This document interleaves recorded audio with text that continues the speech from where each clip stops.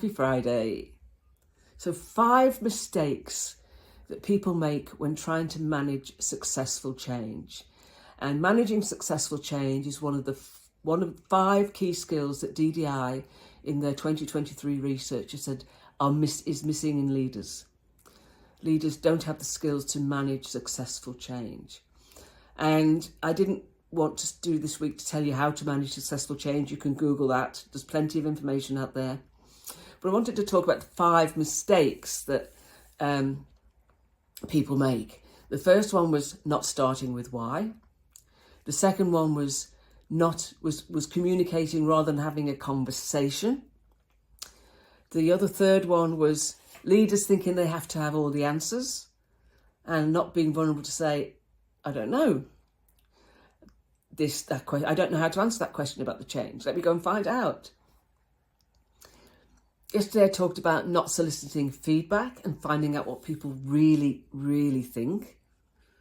Be prepared to hear something you might not like, but it's important that you hear it. And then finally, a lack of engagement.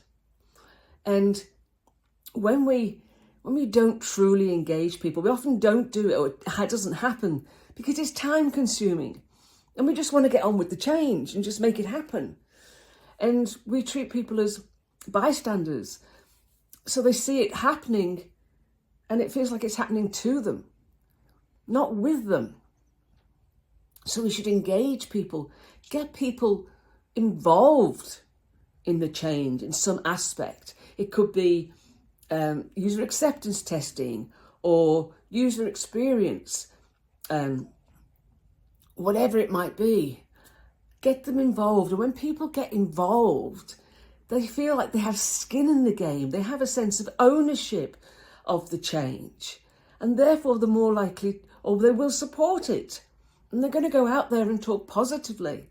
And if you can get your blockers, your resistors engaged, and then they end up supporting the change, that can be very, very powerful.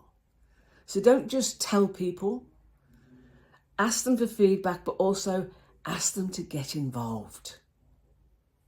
I'll talk to you next week.